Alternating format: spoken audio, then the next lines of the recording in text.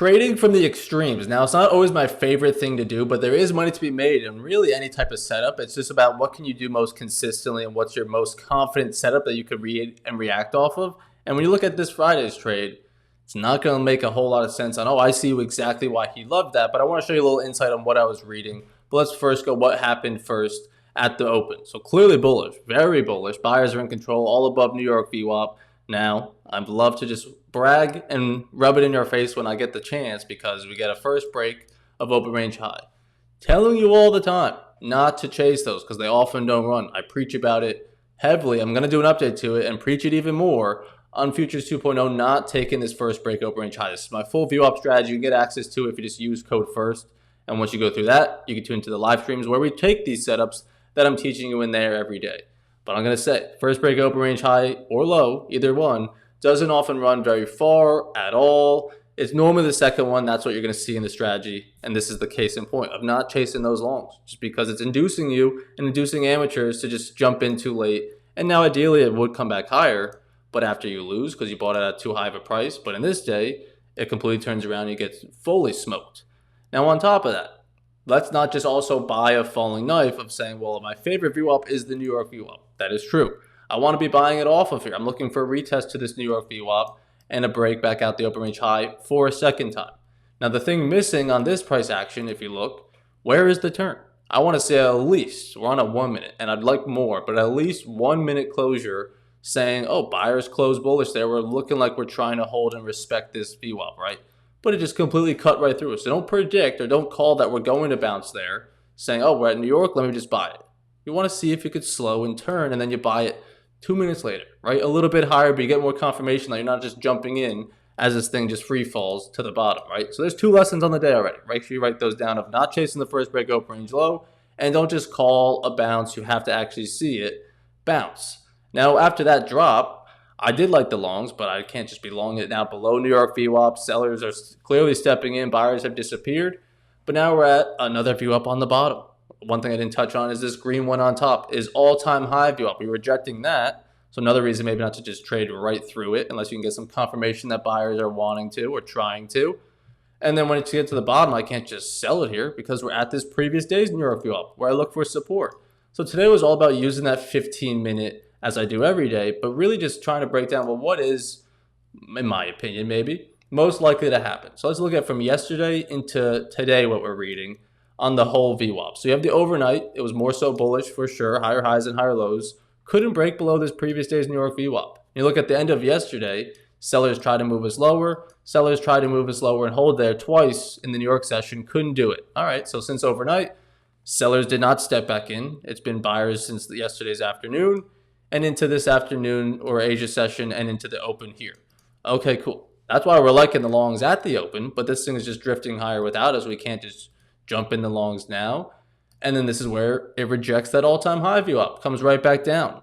But am I actually bearish? If you look at the 1 minute, you definitely can't argue this does not look bullish sentiment at all. And it's not. I would not be jumping in on a long there necessarily unless we had maybe some VWAPs as support like we do here. So playing this range of saying I'm still seeing higher lows down here on the bottom that I think we could definitely still want to try to move us back higher, that I don't think we're just going to sell off and have a big bearish day.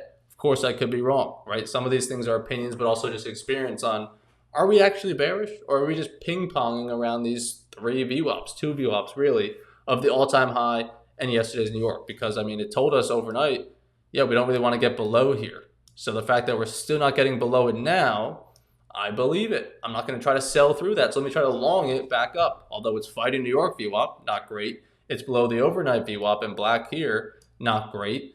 But again, using discretion, reading the price action, what is most likely, in my opinion, to happen? I don't think we're just going to slice through here when it's telling me we cannot. So that's why I longed it from the bottom here. Also looking at a low a day VWAP almost as a little bit more confirmation. Let's throw in a low a day VWAP to this low of day off yesterday's New York. We'll turn that one purple. Now, normally I'd be looking for shorts when sellers step back in, right? They do step back in right there. Here's our lower high. Let's go make the next lower low. Well, we're right at that VWAP, so that's probably not going to happen because it's not actually trending lower, like we said on the 15-minute. If trend was bearish, for sure, this is a great signal. But the trend's not bearish, and we're right into a support VWAP. So you do go into profit, and hopefully if you did take this and you see it struggle to break through that 16,000 times, you'd say, you know what, I'm just going to close it here for a small win. This thing can't move lower. But regardless, I would not take it into that support. What I actually did was looking at this first lack of a lower day VWAP break just here previously, that sellers tried to take it and just continue this downward momentum. But as soon as they failed, all right, get me in long. Maybe this is our bottom. I'm playing that 15-minute range. I'm playing off this previous day's New York VWAP as support, and I know where I probably want to be out of this, right? If this makes a new lower day, clearly I'm on the wrong side of things. Stop fighting the shorts. Get out of this long.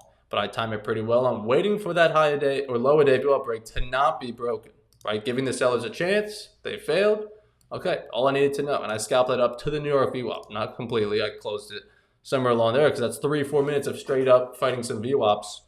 Thank you very much. I'm getting out of that stress-free any day of the week. And I think Austin actually sold it back down and got out somewhere along here, right? Trading level to level. You can trade away from these VWAPs or to the VWAPs, but you shouldn't be trading at the VWAP in terms of trying to break the next one, because that's when you run into troubles of selling it here when it does not. You should be looking for either the retest or holding off until you break below. And then now the rest of the afternoon, being that it's also Friday, I'm not looking at this. I'm not interested in it. I don't care. I'm up on the day on a Friday, closing out the week strong. So I wouldn't really be trading this for that reason. But regardless, the longs do come back in, and probably because, like we said on that 15-minute, we're not actually bearish. I'm going to probably keep saying that every single day on stream and on these videos because we're not. This is an all-time high VWAP, meaning that we're pretty close to all-time high. It's not bearish sentiment. Yes, there's some pullback days. You look at the week we had leading into this Friday. So also that's another point I want to make. I made it on stream. 1 down day, 2, 3. How often do we have 4 bearish days that we're just going to sell off again, especially when it had been buyers overnight, still making higher lows above VWAPs?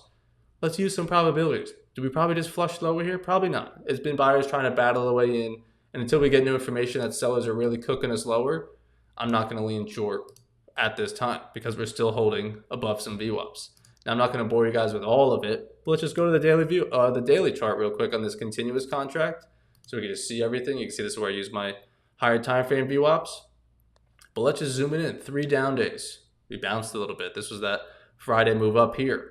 But on all these other days, what do we have? 2 down days here, 3 down there. So we had 3 and then a bullish day.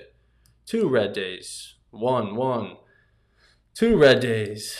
We've definitely had 3. Don't get me wrong. There's 3 here and a bullish day. There's probably 4 somewhere back here, right? Whatever. Not going to go through all these. We definitely have 4 bearish days. That's not the only criteria to get me into a long, saying, oh, it's been 3 days, I'm going to buy it.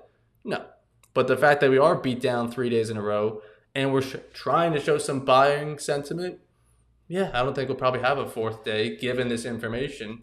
So I'm comfortable taking the long. And here's the markup that you're not going to see my trade. It's behind the camera, but same idea. The VWAPs, playing the daily range, not able to stay below VWAP, still higher lows. I'm not really sure why we're going to move lower. So I played the longs, nice and cheeky down here. This is actually on NQ. We were looking at ES that whole time. My bad, but same idea across both pairs, all right? So I appreciate you guys tuning in. Make sure you check out the streams. We're taking these trades live every day. And if you have the time over the weekend or whenever you're watching this, definitely go through Futures 2.0. Those beginning lessons at this video of not chasing the first break of opening range and not just calling a bounce or trying to hope it bounces. Let it tell you it's bouncing, right? Same idea that I did on my short or the long, excuse me. When we're looking at it for reversing back up, I look for it to actually bounce off that previous day's New York VWAP, right? Not just predicting we're going to. I saw the lack of sellers take that lower day VWAP, telling me, and then now I'll buy it, right? I didn't just buy it down here after 17 red candles and hope it turned. I saw that it was turning, so now I'll react off of it. So hopefully that makes sense as well. Always feel free to reach out if you have any questions. Hop on the stream and ask questions. Your first month's free. If you use code FIRST, check out the link below. I appreciate you guys. Let's have a great weekend. I'll see you guys on the charts tomorrow morning.